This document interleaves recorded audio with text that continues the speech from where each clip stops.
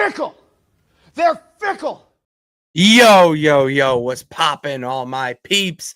It is I, your host, the most Renaissance man who always thinks he can, and your champion of the peeps, Patty Pitts, back once again in the Yard Streams for another edition of the Raw Rewind, presented to you by Pitts and Sara's Wrestling Show, where we take no nights off. It's not just me, Patty P, here in the Yard of Streams. I enjoyed, as always, by the best of the West. You can't forget about Sara Marshall. Was popping, girl. Hey, yo. Hello. Hey there. Hello. How you doing? Did the Yankees win? No, we're still playing, and we're still Nathaniel's losing. lying in the chat. How rude. Who the fuck? Like, I don't know who this pitcher is, but he's pissing me off. I don't watch the Red Sox like at all. Like I kind of I'll pay attention if they're in the playoffs or something, but see, this is where I get mad at those who come at the bandwagon sports fans. I don't count bandwagon if you're cheering on your hometown team. I don't ever think that will be bandwagon, because in Boston, in New England, in a whole region of the country, sports are part of the culture. It's part of your identity, whether you grew up with it or not. It was around you. So that's never bandwagon. However, if you are in Massachusetts and you all of a sudden want to become, an LA Chargers fan because hell yeah, go Chargers, and they're good again because you like you think they're going to be good, and you're like, oh, screw that. No, that's bandwagon, and get bent. I'm kicking you off the platform. Yeah, I mean, I pay attention to I've always paid attention mostly to the Patriots and the Celtics. Like, nothing against baseball. I just never got super into it, but I have like a soft spot for it because my grandfather played semi-pro in Boston. So like, I want to watch baseball because baseball was like his favorite. I mean, he watched all of the sports, but like baseball was his favorite.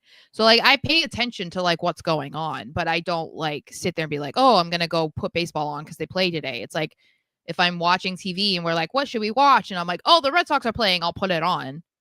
But I don't like go out of my way, you know? Oh yeah, you always put them on. I feel like everyone's grandfather as well was big into baseball. My dad and I talk about now with how many streaming services there are and how it's not just turn on cable. No, it's so, and that's the thing that's wild is that there are so many streaming services and they're like, we want to be better than cable. I'm like, cable was better than this because I could put it on TV. I could put my TV on and go to the channel.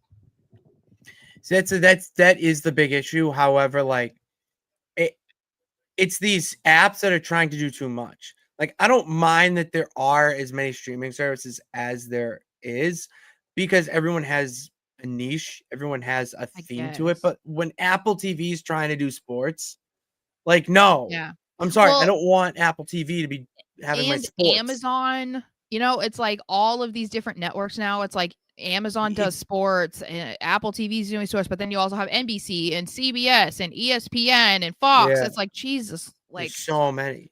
And look at I'm surprised somebody hasn't bought like all the rights or whatever and just been like, let's make one streaming network and then you just distribute the money between all of these brands or whatever, like that's the next step. Who is that? That's what it should be, but that's fucking cable. Like, that's cable. I feel like we're eventually going to get back to cable, but it's going to be a streaming service. And it's like, so we strayed far away from what we had originally just so that you could call it something else. Yeah, Sarah, that's the evolution of the world, is that history repeats itself. And to segue back into the Wrestleverse, wrestling consistently repeats itself. If there's one thing that I learned at my dad's restaurant, it is that wrestling repeats itself. As the crazy cook behind the line and I wasted hours upon hours talking about wrestling, past and present, and everything I would say, he said the same thing. Wrestling repeats itself. The world does the same thing, but here we're talking about wrestling. And I feel like that's very applicable nowadays with what is going on, who has returned, and all the other nonsense that we are going to get into today. Because Raw happened last night, and I thought it was a pretty good show overall, and this is what the standard should be, is that it has everything you need for a good show and something to get you excited for next week. Well, I would say it was very story driven, which isn't bad. That's why I like it. Yeah. Yeah. I mean, I'm not mad about it being story driven. I just don't know that there's enough stories for that to be like the main part of the entire show. It feels like there's two big stories going on right now, and that's like that are going to go beyond Crown Jewel. Is what I mean, which is like the women, and then the stuff with like the Vision. It feels like that kind of stuff is like that's going to go beyond. Who Maybe with the Vision? the bloodline, sort of. Really? Whatever, that's going to go beyond Crown Jewel. You think You think it's gonna Bloodline and stop? Oh, yeah, No, because I'm saying the Roman. story Okay. with the Vision, like whatever's No, going on yeah. with the Vision is going to go beyond, and then like the bloodline stuff is going to go beyond Crown Jewel. But it's like I don't know that there's enough going on in all of those individually for it to only be. But I mean, I'm most interested in the women, so that's all I really care about right now. Honestly, me too. That Yeah. is the A story on Yep. Raw. And Yep. let me look at the banners here. Well, Isn't it amazing how once you just put in some effort into the women's division incredible. by giving them storylines and interesting feuds Like, and crossovers that you didn't expect, that people are now like, oh, you know what? I'm specifically watching Raw because of what's going on. Like, isn't that incredible? I posted a is TikTok nice. about that, and TikTok flagged it and said I violated community guidelines.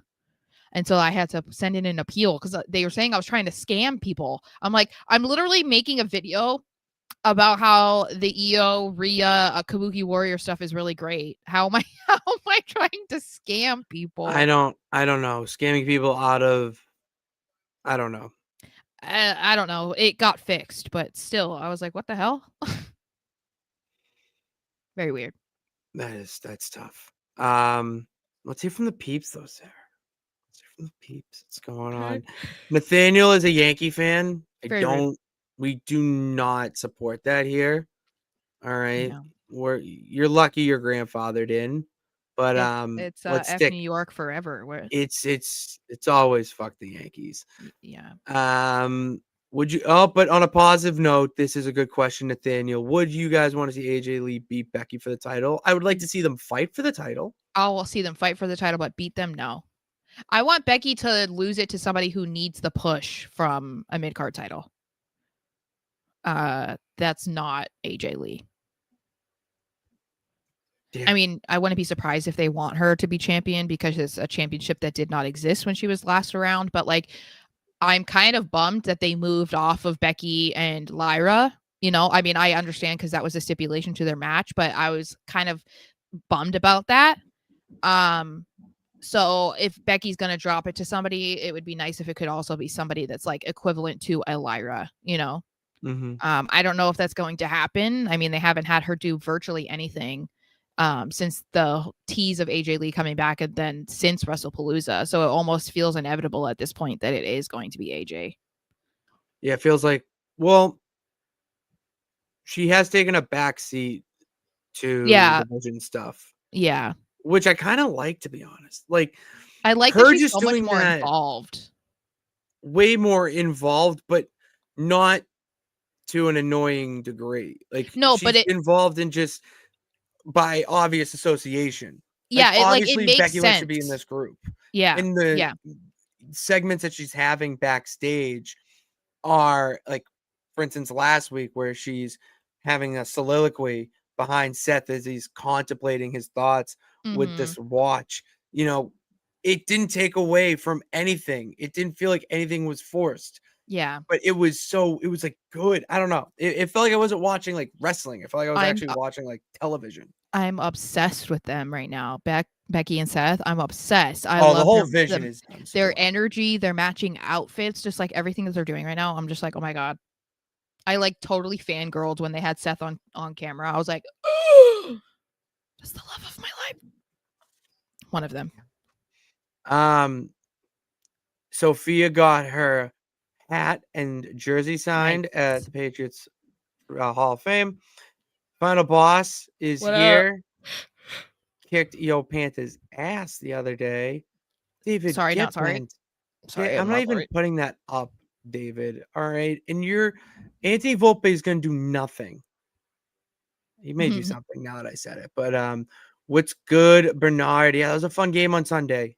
Lot of fun. Really put us in there. Gave us some confidence that we needed so badly. I was not expecting that. Like, I know that a lot of people were anticipating that it was not going to be a great game because of the Panthers, but they were coming off a blowout win over the Falcons. And I know that the Falcons are kind of like a joke of a team, I guess, as well.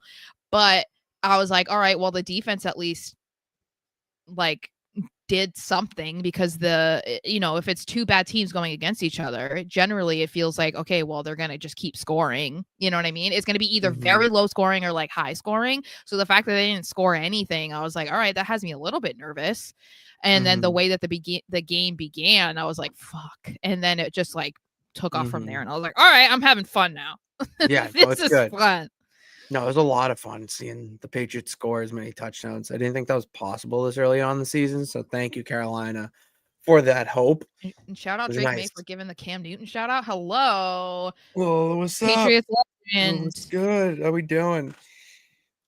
Bernard, you were absolutely grandfathered in. Yes. Obviously. Yeah.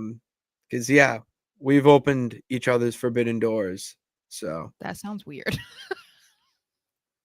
Yeah, you know what it does, but like that's wrestling. Mm-hmm.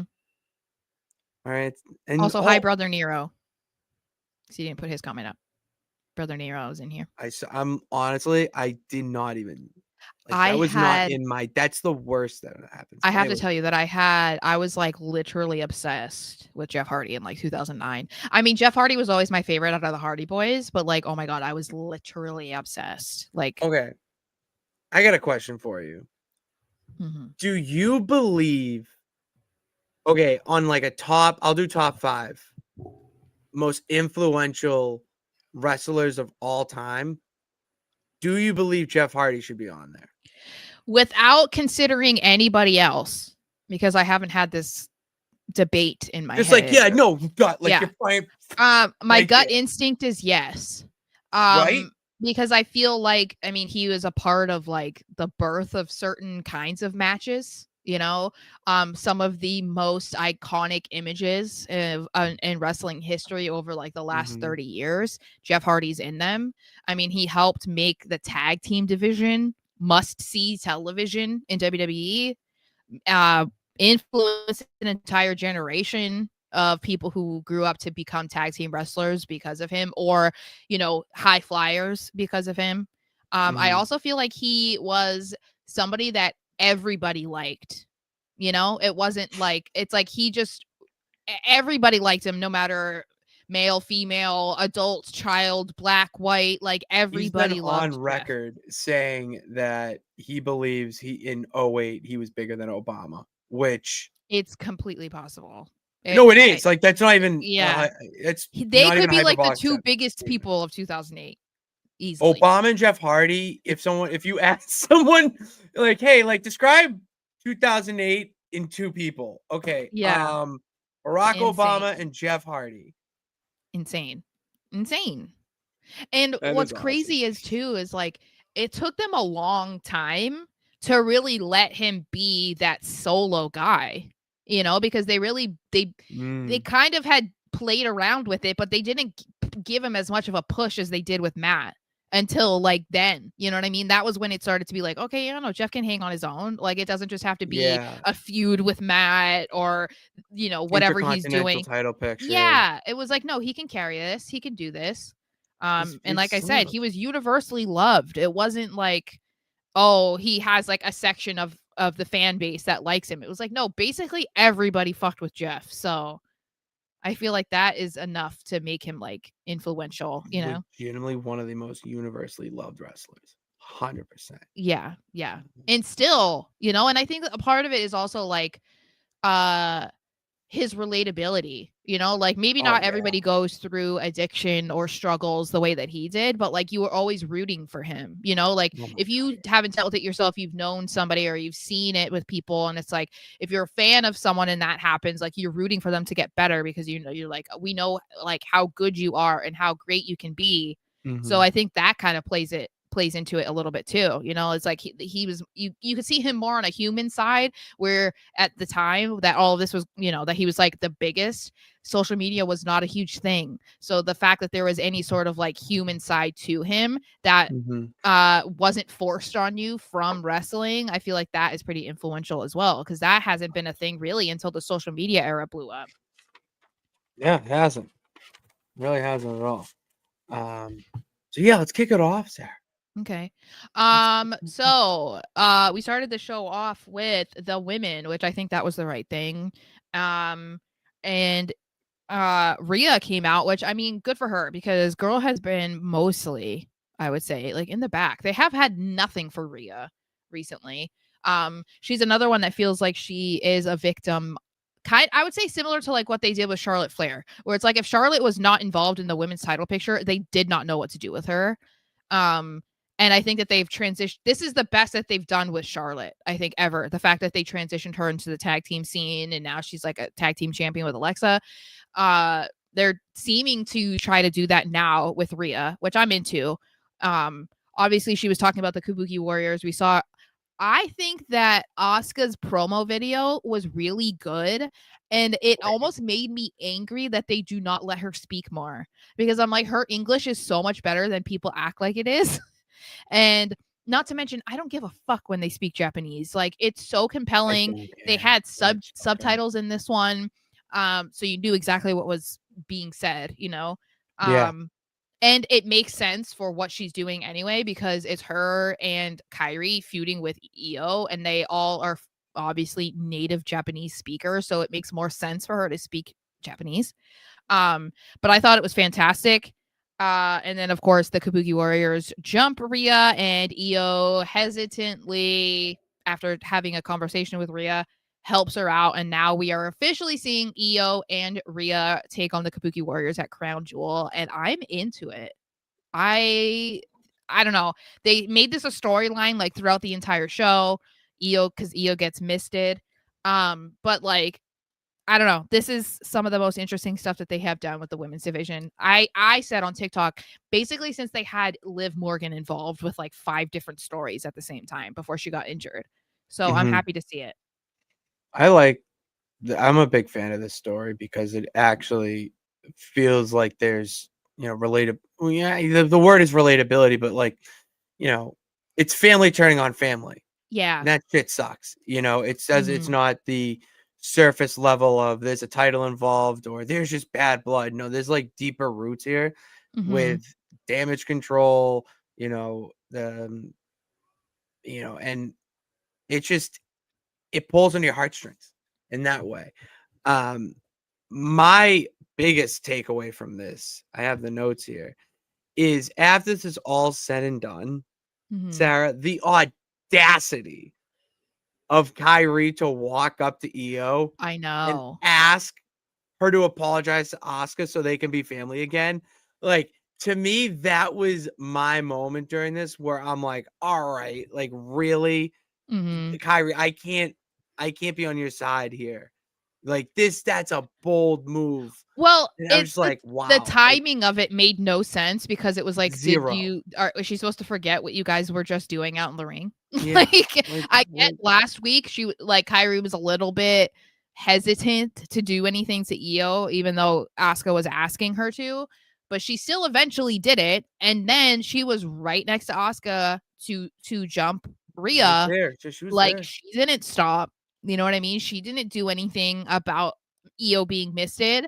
So it's, I mean, I understand the whole thing of like, oh, we want to see her and the family back together, and Kyrie's pushing for that because obviously she has not wanted to see this happen. But I was like, girl, the timing of this is a little off. It Like, was what are we really doing? bad. It was like, oh, and then but the obviously you knew it was bad, yada yada.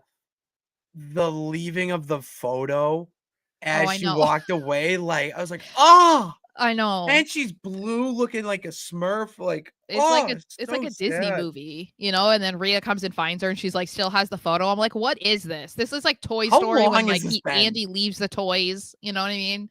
Like, what is happening? It was great. Like it's the A story for a reason, Sarah. It is the A story for a reason. Final Boss says, I saw some people on Reddit say they are scared Io is going to turn on Rhea. No, I don't. I don't think there's any No. reason to make Io heel right now. No. It's that's no. And this is the thing. So Rhea obviously is super over. Like, it doesn't matter where you are, what she's doing, she's gonna get cheered for. We saw that when she was supposed to be a heel, when she was getting cheered for. I like that they're pairing her with Io, and at first I wasn't super into it because I was like, oh, she's just gonna outshine Io, but Io's getting the Rhea rub, and she deserves that so much. Because Absolutely deserves it. did you listen to the pop that she got when she came out, to the groans and like sadness of people when she left Rhea, saying that she would have to think about it, to the pop she got when she ran back in to help Rhea against the Kabuki Warriors? Like, that is exactly what Io has needed, because like Io is well liked, obviously, by the fan base, and people love to watch her matches. Like, we're not taking that away, but there is, she does suffer from something kind of similar to you know, what we said with like the War Raiders, or I mean, you could even say like Carmelo Hayes, where like, you know, or even Andrade before he left, like, you know that they're going to get, or they're going to put on a really good match, but people don't like really cheer for them until they start seeing a really good match. And that feels like what they do with Io. It's like, they know that she's going to put on a good match, but they don't really get hyped about her until the match is happening and it has gotten really good. And I feel like Io deserves to get more praise for that, but like for everything else. Like, she doesn't need a Rhea, you know, level pop necessarily, but No, like when she she needs some personality to her. yeah, and we're seeing like a different side of her, and I I think agree. I don't know, I'm excited for her because, like I said, I really do think that she deserves what is happening with Rhea right now. Oh, she deserves it. Yeah. Richard Oh. thinks that we're gonna have 2 women's matches at Crown Jewel, but he doesn't see another one getting added. Yeah. Yeah, so he thinks that we're not going to see another one. I mean, it doesn't look like it because next week's the go home show. So, Brother Nero thinks this storyline is a breath of fresh air for Rhea and Io after months of fighting for the title. Agreed. I like that they kind of effortlessly moved on to something else, even if it wasn't as quick as I think most of us would like. But it makes sense that they've like moved away from the title. It was, speaking of titles, Dom had a intercontinental title match with Rusev, and it was a much better match, I would say, than I think people might have anticipated, because obviously the size discrepancy and the difference in the way that they perform. And you kind of knew that Dom was going to retain. But I think that, you know, we saw when Judgment Day was arriving, they ran into Los Americanos, and you're like, okay, so you thought that was what was going to happen. That's not what happened, surprisingly. But we did see Dom channel Eddie Guerrero, with the title hit, and then dropping and acting like he got hit, but the ref saw it, which I thought that was hilarious. That was the funniest part of the whole thing. I love that he's done it. Of course, but it's Dom who gets caught. Yeah. Like that's of course Dom. It was all great. Yeah, no, I love that, because like we've seen him do that before, but it's never, I mean, it's worked kind of, but it's funny that he got caught. And then we know, of course, that he then did a low blow on Rusev, which helped him win. I Richard says that he's ready for Dom Dom to lose the title. I think that's the goal. Like, I think he's going to lose the IC title. I just don't know who he's going to lose it to. I think that's the biggest question right now. It looked like it was going to be AJ Styles for a while, but they've kind of moved away from that as well. So I'm not sure, but I feel like they're going to want him to focus on AAA a bit more, probably. After watching him come out to the ring last night and hold up both belts, I had a light bulb moment where he holds up the AAA world title and you think to yourself, wow, it's a benefit for him to carry the AAA title around on Raw on Netflix. And then he's wrestling against two other WWE superstars, or two other WWE superstars are wrestling against AAA's top guy to compete against the WWE superstar for their title. It's all about getting eyes on the product, and this is exactly the right way to do it. Yeah. And it's perfect. It's like him being double champ is so perfect. Yeah. I was kind of surprised. Brother Nero said that Dom was super over. I was surprised he was super over. Super over. Because he's so, I don't know. You love to hate him. Yeah. You love to hate, love him. It's just been like super inconsistent, I think, since Mania, because I think we were all a little bit caught off guard about how over he was at Mania when he won the IC title. So you were like, oh, they're definitely going to go in a new direction with him. Obviously, that's not what happened. I mean, they kind of played around with it, but not as much as I at least thought that they were going to. And maybe some of that has to do with the fact that Liv Morgan got injured. I don't know. But yeah, I don't know what he's going to do. I would like to see more matches like this from him if he is just going to inevitably lose. I think this would kind of just like build that heat with him again. And would have him going into AAA, like defending that title, to be a little bit more controversial too, because I think he should be doing that over there. I just don't know who it's going to be. Should have been Penta, but you know, we'll see, I guess. Moving on to Bailey. She's still going to go crazy. Bailey's going loco in the cabeza, Sarah. I know.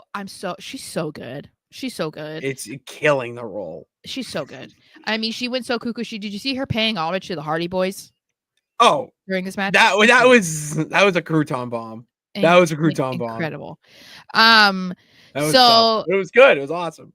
Yeah. I like the inconsistency with how she is treating people. We saw that she was, she's gone back and forth with Lyra, but she couldn't have been more excited to see Lyra this time around. So I don't know. I don't know what they're doing. I don't know what the end goal is. I still would like to see a little bit more.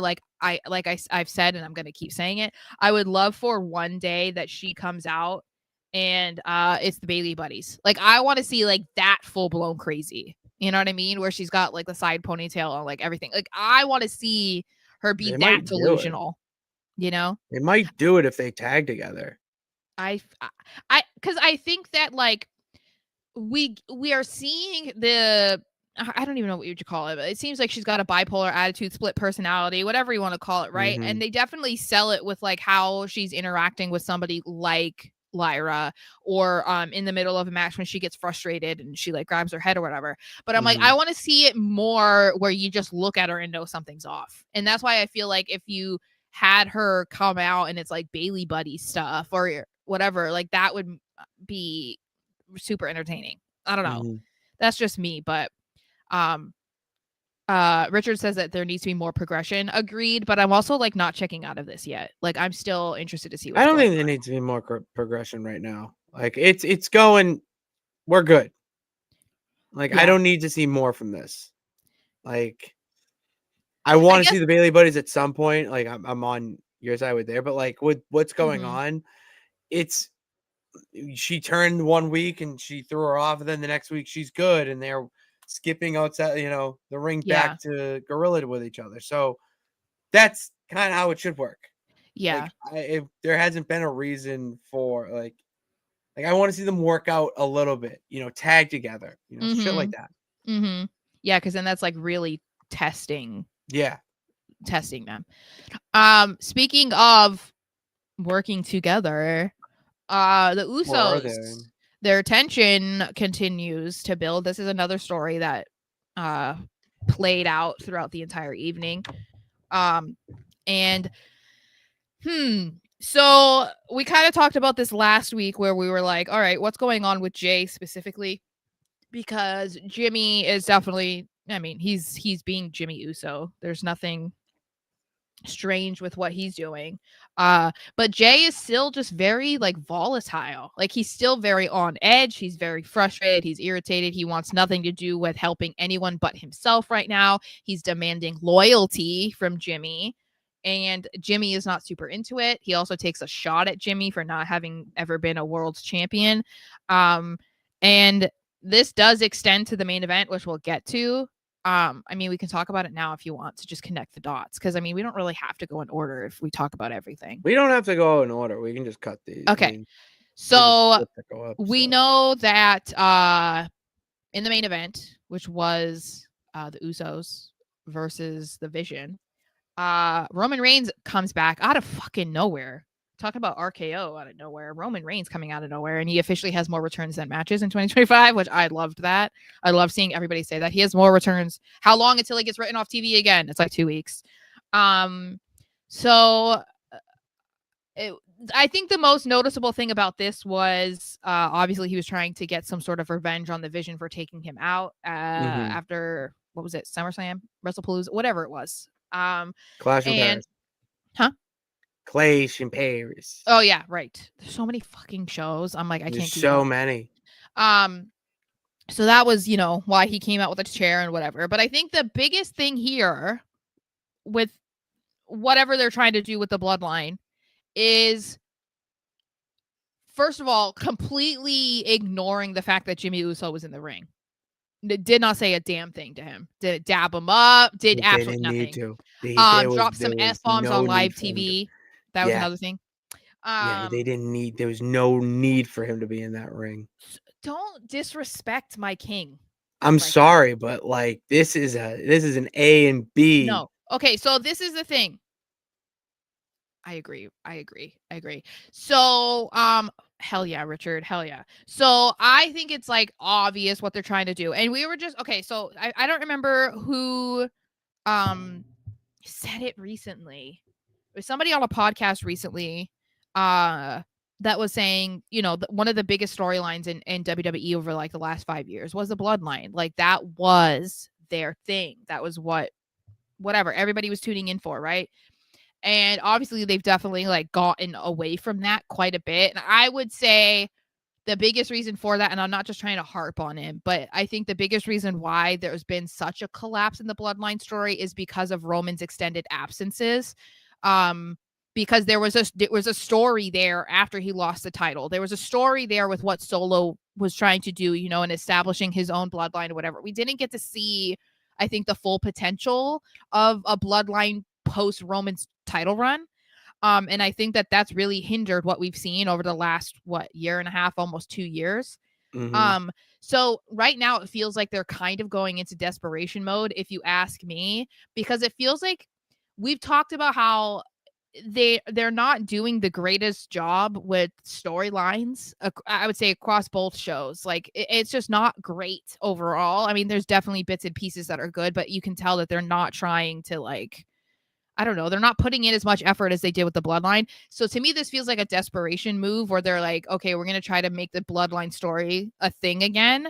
And they're going to be trying to make Jay into like the tribal chief. So first of all, if that's the direction that they're going in, I do not want to see him versus Jimmy again. I do not want to see that again. That match was awful. Their feud was terrible. Jay has spoken before about how he wants to run that back because he was not happy with their Mania match. And I'm like, nobody wants to fucking see that. Nobody wants to see that. It was a super kick party, and it wasn't a good one. It now. There's no reason. They're teasing that right now. I mean, look at what they've been doing over the past. I think they're teasing it. to me, I think they are because of like how he's just completely dismissive and disrespectful and down talking to Jimmy, acting like he's just like not on his level. The way he's trying to like boss him around and tell him what he can and cannot do. There's something there, and it's more to me. It's more than just trying to establish him as the tribal chief. And then you have Roman coming out there and being like, "This is your effing show. Don't let them effing tell you." Blah blah blah blah blah. And I'm just like, Well, I because just if you I listen don't to what they're care. saying, he's not saying me. He does say we, and he's talking about them.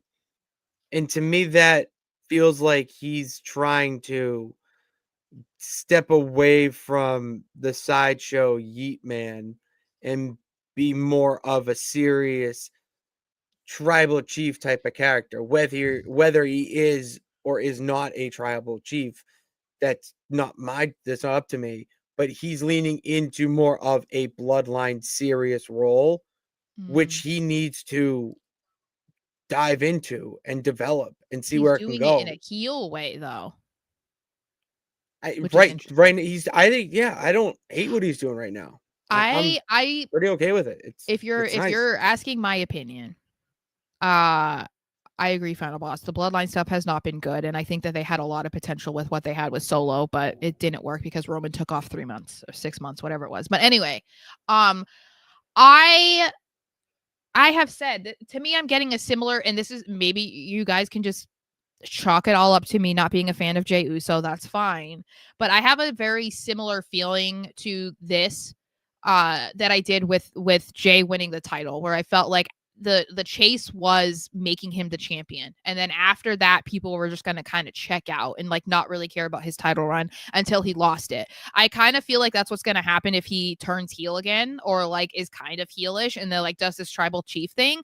Like I feel like we already did that. You know what I mean? Like we already saw the evolution of the bloodline with a new tribal chief, and again, I would argue that we didn't get like a full experience of that because of Roman's absence and because of like the very underwhelming way that they went about Solo as the tribal chief and whatever.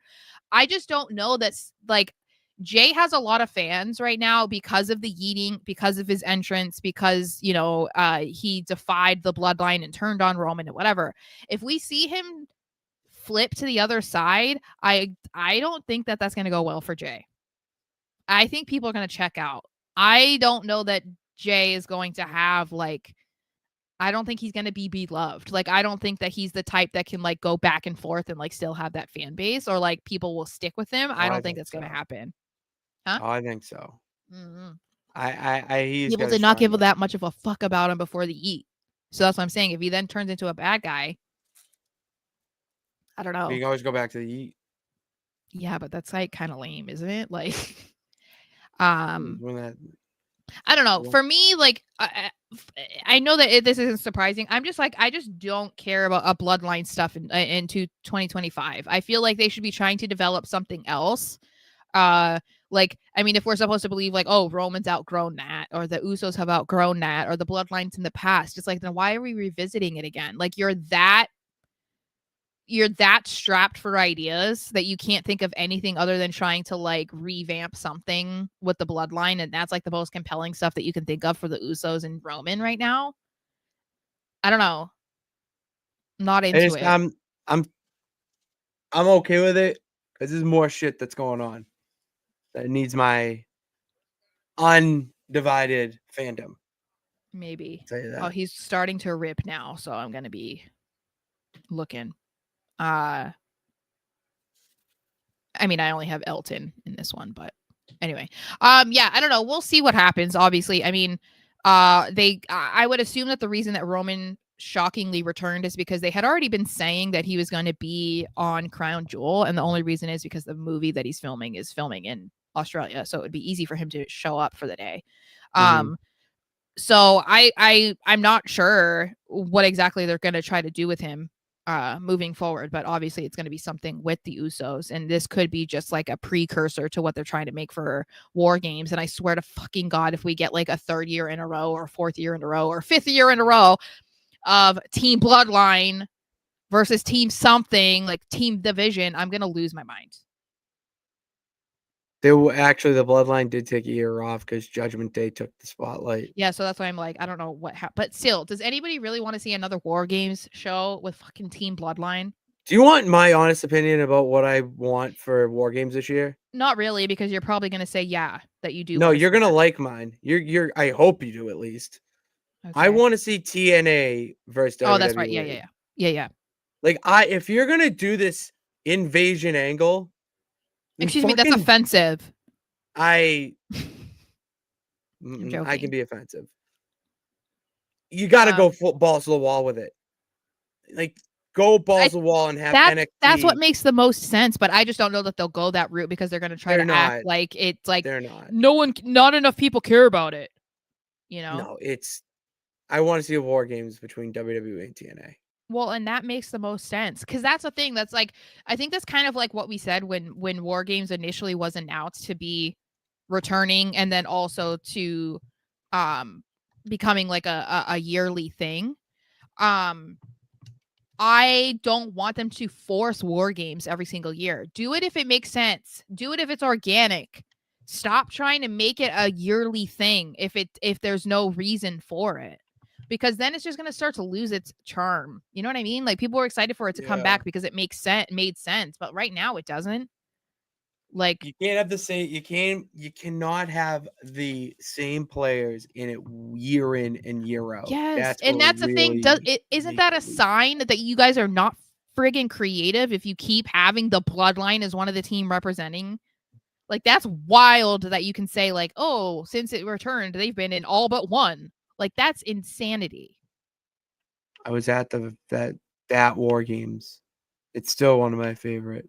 The one with Sammy. Sam, oh my god, watching that turn live that hurt. Like that was sad. Crazy. That was really sad. Crazy pop. But going back to some of what the Usos are dealing with, because this was great. Jimmy wants to defend our guy, LA Knight, but Jay is not interested. And we kept seeing that, obviously, because there was some sort of controversy that was stemming from him being the special guest referee. I didn't say anything wrong. Okay. I saw nothing wrong. But the New Day continue to just wreak havoc in the back and just like annoy the shit out of everybody. And because of that, LA Knight was like, all right, I'm going to take your ass in the ring, Kofi, and I'm going to mollywop you. And that's exactly what he did. He did. He mollywopped him. I was so excited that LA Knight finally got a win because I was like, brother, this man has been struggling. Okay. Like he didn't even have a match at this show. He was the special guest referee. What the hell are we doing? And he crushed it. It looks like they might have some sort of direction for him. I don't know what that direction is. It's a world title. He's going to be the one to dethrone Seth Rollins. It has to be so. Him. I don't know. I think it might be Punk. No. I don't know. I mean, it feels he took the title off Punk. You know? So I do, but they need to put it on him at some point. Oh, it's the honky tonk. Okay. Honky tonk, man. Someone just got a honky tonk auto. Yeah. I got my blue suede shoes. Yeah. I don't know what they're gonna do. I kind of really don't want to see it be Punk because it's like interesting because of him cashing in on him and stuff, but like I don't know that that was the only thing that kind of like made me interested in that again. But I just don't know that come WrestleMania 42 that I'm gonna be like, oh, I really want to see Punk versus Seth Rollins again. Like, I don't want to see that. Am I ready for world title Roman? Absolutely not. Do not even put that onto the universe. I'm offended, Richard, and I am gonna pretend that I just read that. So moving on. Speaking of the world title, Cody Rhodes was on Raw again. And he came out when first of all, Seth Rollins, I love your matching outfits with Becky. Okay. Love it. Keep doing it. Second of all, I love that he just like let the crowd do what they wanted to do when he first came out. And because he knows that they're so fickle. You know? So goddamn fickle. They're fickle. It's like they're all excited, right? They cheer so loud when he comes out. They're singing his song, and then it's like, So and then they're chanting CM Punk. Then CM Punk, you know, CM Punk. like OTC and whatever. It's like It's so, they don't know what they want. And so I love that he like didn't feed into any of it. Like he wasn't giving any sort of like, oh, thank you guys for cheering me or whatever. Like he didn't feed into it at all. He's just continuing to build up the story between him and Cody going into Crown Jewel. And of course they have a good dynamic. They have a great back and forth. I love everything that they're doing right now, which is shocking because I didn't think that I would care about Seth versus Cody in 2025, right. but You I'm into do. it. You Um, do. I do. Well, two of my all-time favorites. Hello. My biggest takeaway from this is I will lose my absolute mind if Seth does not win at Crown Jewel. That's my biggest takeaway. I will lose my mind. No, You know? I'll get behind you on that one. I believe that Seth absolutely should. He has For what to. where if that's where the story's going. No, I'm all about following the story. Because here's the thing, right? And the irony of me saying this when on what was it yesterday? Because yesterday I posted, was it yesterday? I think it was 15 years ago that I was working on a Dashing Cody Rhodes Yeah, poster. yeah, you sent me that yesterday. Yeah, it was 3 posters. But yeah, it was 15 years ago. And then I'm sitting here being like, if Cody Rhodes wins, I'm gonna lose my fucking mind. And yes, I am. Because I think that we're gonna start to tiptoe in maybe this is being dramatic, okay? And I understand because like I really want to see Seth win. So maybe that's why. But I really think that if they give this win to Cody again, we're going to start tiptoeing into almost like Roman big dog era where it's like why the fuck are they giving him everything? Why is he winning everything, right? Because we Super had Cena. Super exactly. Cody. It's going to be super Cody. And I don't think that that's good, you know, because it's like they gave him back-to-back Rumbles. They've had him main event Mania, 2 years in a row. They had him dethrone Roman. And I'm not saying all of this is bad, but then it's like, they had him beat Seth clean 3-0 in his return. Like they're doing a lot with him. They had him win Crown Jewel the first time with the ring and everything. If they give it to him again, I really do think we're entering Super Cody territory, and people are going to start to check out because people are already kind of like so with Cody right now, and I think a big reason for that is obviously because he dethroned Cena, so people were kind of like and then he won the title and then was gone for like nearly 2 months, so I think people kind of checked out. And so that kind of like helped people forget or kind of get frustrated with him. So if he then comes back and he beats Seth again, people might be happy that he beat Seth because they don't like Seth. But then once it settles in that it's like, oh, this motherfucker is a 2-time Crown Jewel champion. Like, what the are we doing? No, I'm gonna roll my eyes. I'm gonna be like, okay. Yeah. Like I'm gonna love Cody regardless. I'm gonna get frustrated. Because I think that there are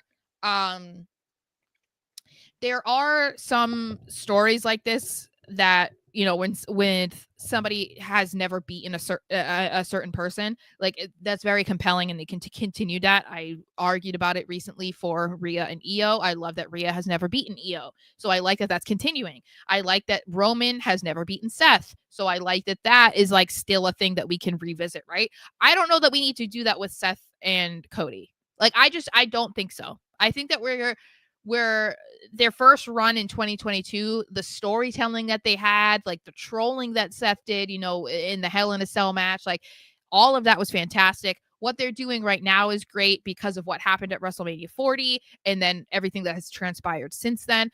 The story and everything that they're doing right now, great. I don't think that we need to do this again in the future. I don't think that we need to have this be back of the mind story. You know what I mean?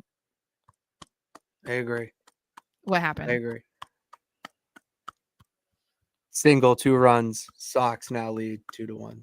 You know who is low key my dream boat on the Red Sox? Who? Just guess. Who do you think I would Jared like? Duran. Hell yeah. Jared Duran.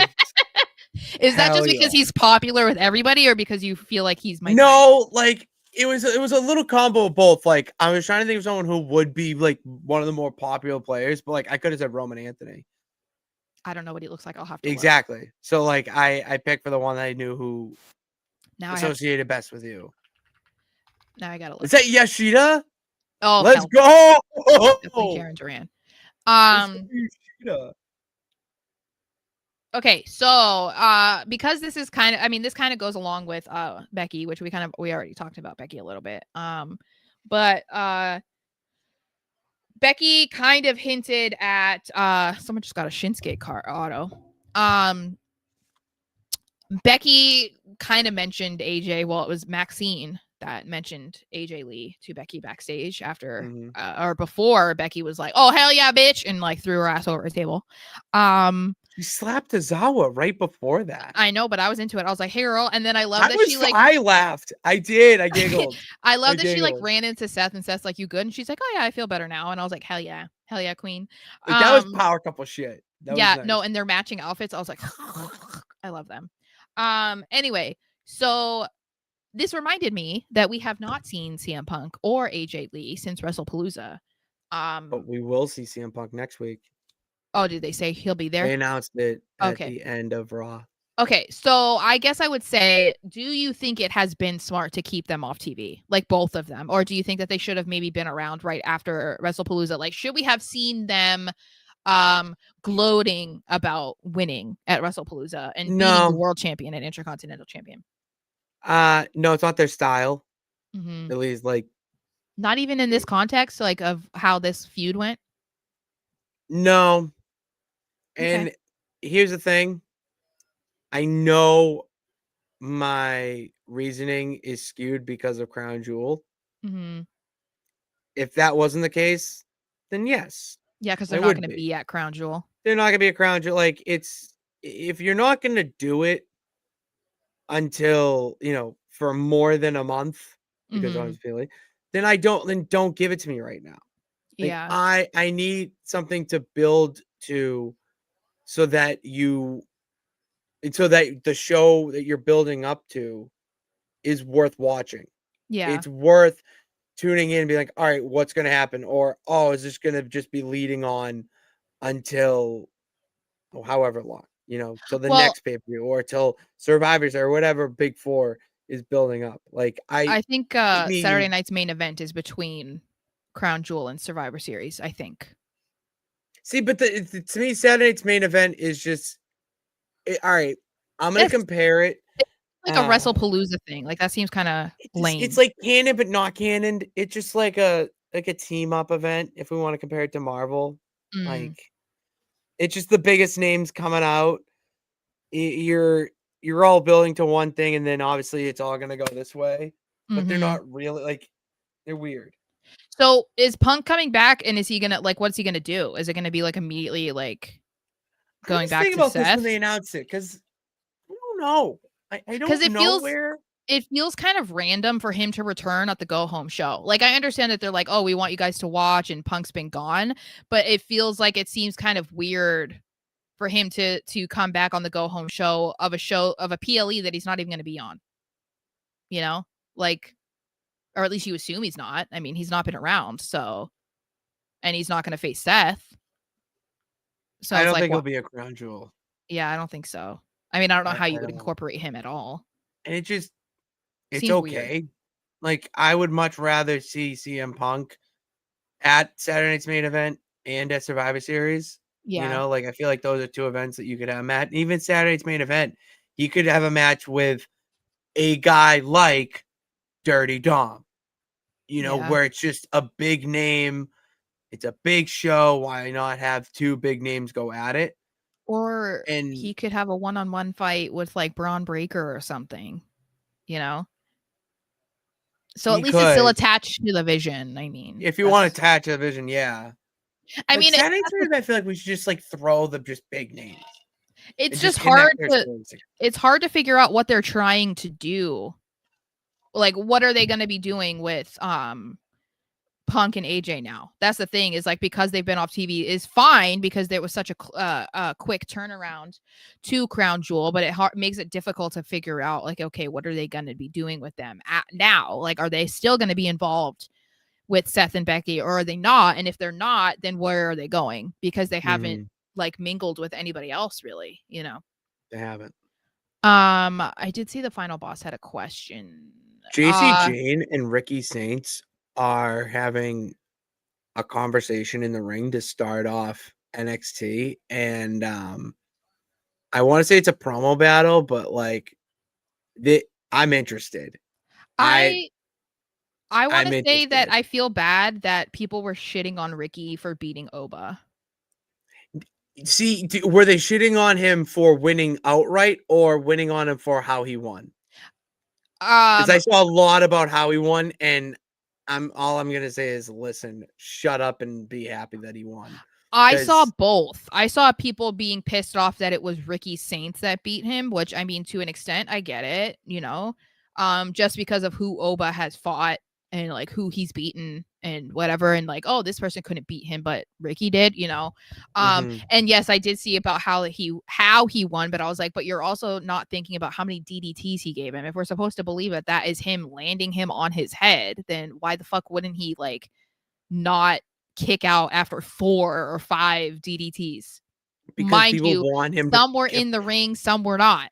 Yeah, Like, they want him because there's wrestling fans out there that are so delusional that they think Ricky Saints can just hit Oba with a Rochambeau. Like yeah. it's Oh, yeah, give him a crossroads and he's done. Like, no, no. feel like he's not Yeah. gonna get him up. He's not gonna get Mhm. him up there. So No, I know. Yeah. shut up. Well, and I think that people are forgetting, like, it's very likely that Oba's getting called up. A lot of people think that he's going to be the one to dethrone Sammy as US champion. Yeah, I saw the that. same I'm way a big that, fan. yeah, the I way would that be he did with Kevin. Oh, down for that. That would be sick. But Especially- interesting because Oba's a babyface, is he not? Nah, He's kind of in between. no. See, that's the thing with giants like that is like, yeah, they're faces and they're good guys, but at the end of the day, they're heels because they're giants who destroy. Yes. And Well, I just Oba mean, just like, wants to destroy anything in his path. I think it would just be interesting to see like how they go about that, if that's what they're doing, because him going against Sammy is kind of like bringing someone up to go against Jey kill Uso him. and expecting them to still get cheered. You know what I You mean? would kill him. Santino's out there right now. I think they're just outright starting with picking the teams for Invasion. I hope got it. not. Kind of hoping that Okay. was the main event, but yeah, I'll start with this. Yeah, so the only other thing that I have to talk about really about Raw, because as we said, it was very story driven, was we did get to see Los Americanos in a match for the first time, which I think, oh my god, a Ludwig Kaiser autograph, and I didn't buy Ludwig Kaiser in this case. God damn it. So I think that we kind of, based off of their bodies, I think it's confirmed that is definitely Pete Dunne and Tyler Bate. Couldn't think of his name for a second. Yeah, it's Blue and Rue. I forget what the names are. Los Americanos. I don't know. I don't care. That's just what I'm gonna call them. Kaiser's goons. I don't know. I love how that they're all not American. Anyway, so they had a match with AJ Styles and Dragon Lee. First of all, thank you, WWE, for letting Dragon Lee cut a promo, which I know it was like a promo, thankful, whatever. Thanks for letting him get on the mic and like promote himself and the match that he wants to have. That was nice. I also thought it was very nice that they let AJ Styles get in the ring and say what he wanted to say, which was saying, like, because he admitted in an interview that he had no idea that he was going to have a match with John Cena. That was something that was legitimately sprung. And I love to hear that, because I think some of us didn't think that the tweet from Cena was real, or like making that a match at Crown Jewel was real. But based off of what AJ said, it looks like it was. And he said he was thanking the fans for being like, hey, thanks for demanding this. Thanks for that response. You're the reason why I have a match against John Cena. And I'm like, hell yeah. Hell yeah. I'm excited. Although I think we need to lower our expectations. It's not going to rival that from 2017, whatever, 2019, whatever it was. Beat up John Cena. Yeah, we're not going to, I mean, I guess we could see John Cena do a Hurricane Rana, but I'm still not going to try and, we got to make sure that we do not compare it. No, it's going to be awesome. It's not, they're going to be awesome for completely different reasons. Someone just got a Solus Koa autograph. God damn. But anyway, yeah, no, I think it's going to be a good match. And I'm excited. And what I really want to see out of the end of Cena's retirement tour, I really want to see him dictate who he faces and when. Like, we know that after Crown Jewel, he's on 2 episodes of Raw and then Survivor Series, and then we now know officially that his retirement match is at Saturday Night's Main Event in DC. I really want them to let him pick who he faces.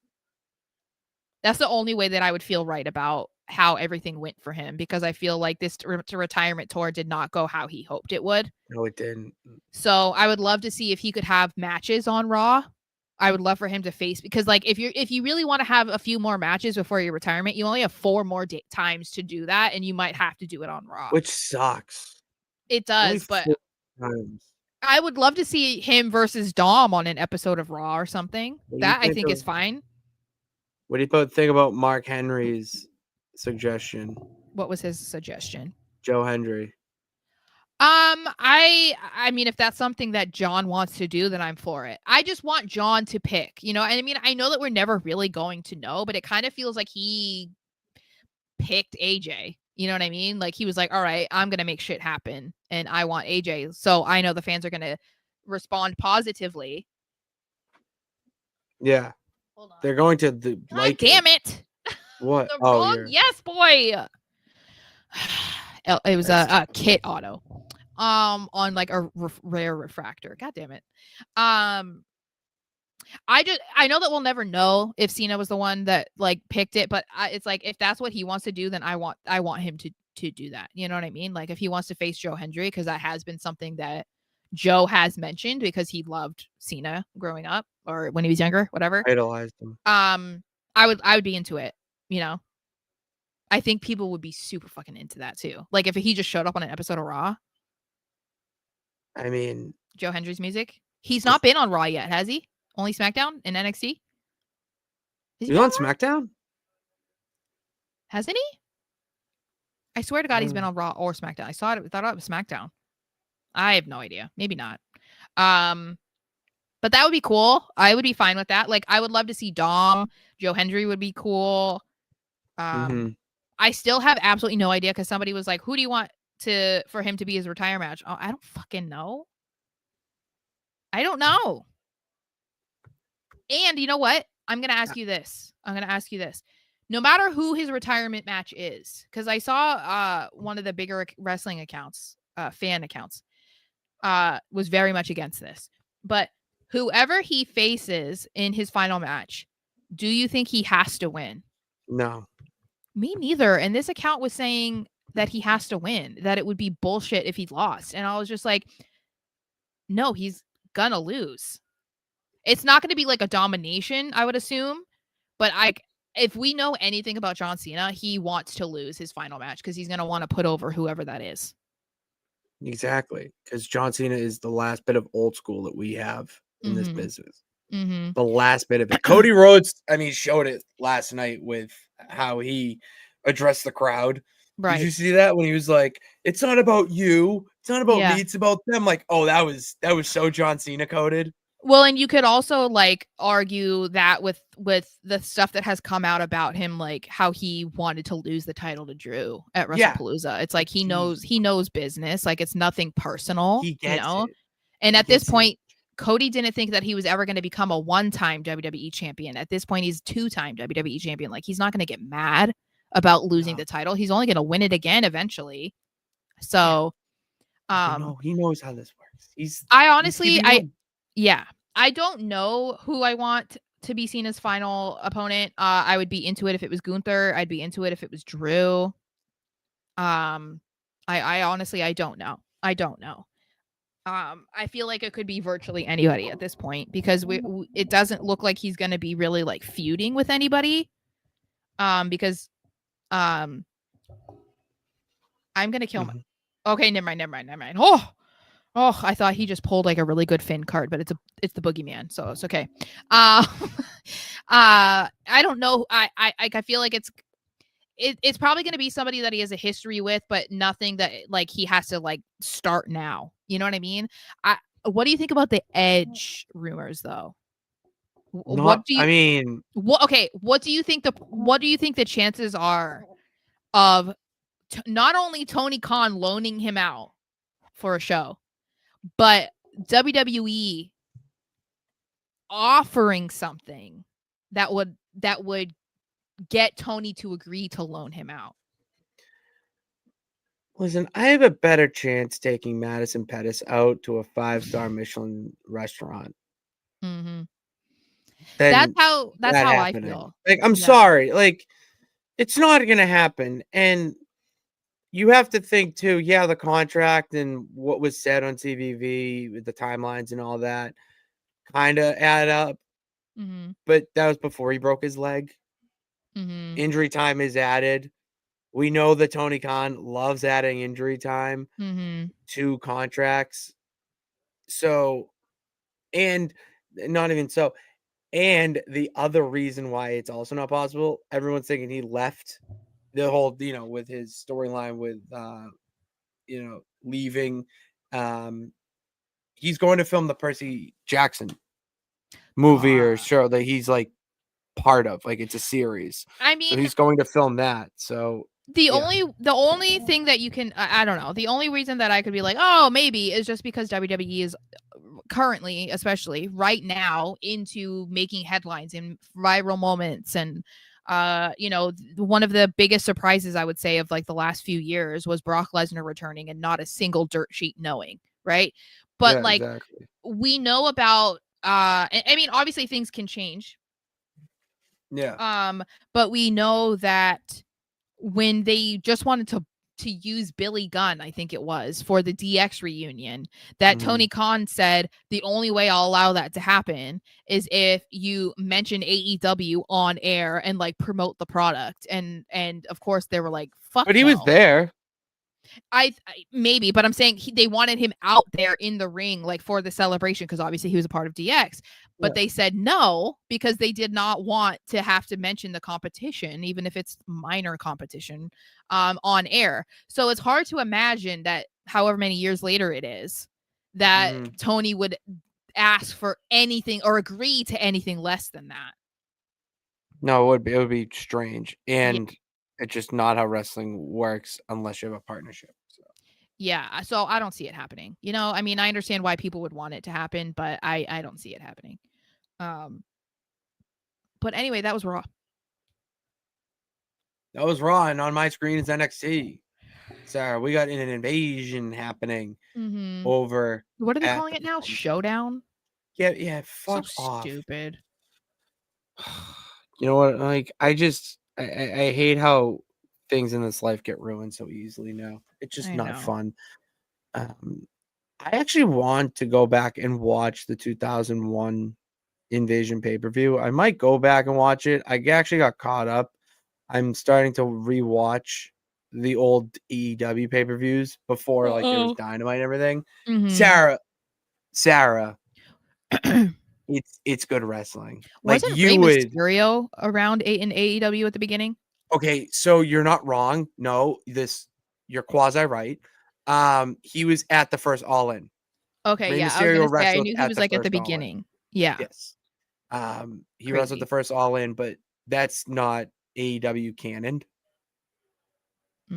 which is weird. I don't know. I don't know how that works out. I'll have to ask a real AEW historian. But I'm watching it, and you would like some of the wrestling. I feel like you just are taking your feelings are more with TK than the actual promotion. Yeah. Probably. So, like Cody Rhodes, Dustin Rhodes, that was a fantastic match. Yeah. There is a ton of blood, but I saw the pictures, yeah. god damn, it is a really good match. Yeah, it was a really good match. But anyways, we got a lot of really good matches to discuss. We have a draft, Sarah, that we're going to do on Thursday. I have everything queued up. Last week was a weird week for everyone. Yeah, we had a monsoon. Yeah. That lasted like 2 days. So the internet was wonky. My dogs were going crazy. It was just not a good time. Yeah, shit was weird. I got fucked up on my schedule last week. So that's what happens with nonsense. You move forward, and that's what we're gonna do with the draft on Thursday. Got the rules, Sarah. Got some rules from the nonsense board, and Okay. yeah, some updates about what the corporate shareholders are doing on Thursday with all that. So make sure you tune in for that, and to know when those streams will be scheduled. That will also be announced on Thursday, along with the actual wrestling that goes on in the wrestleverse Mm. between WWE, AEW, TNA. I mean, I'm wearing an Anthony Green shirt, and we'll talk about anything you want to talk about or anything that is happening in the world of wrestling on Thursday. So to make sure you're here, hit that subscribe button and bell notification to know when we go live and when we post new videos. And then also follow us on TikTok, No Nights Off Show. Building up a following there. Sarah's doing great, crushing it with her thoughts and views, along with other clips, shorter form clips from the show. And then what else we got to promote? Oh yeah, ourselves. Sarah is only on Twitter at smarshxo, and I am on Twitter, Instagram, and TikTok at Patty Pitts. Patty with 2 D's and 2 T's. So that's all I Let's got. go. It's time to go to the house. And we'll see you guys on Thursday. Thank you for tuning in. God bless. Remember that you can do it. All you got to do is try.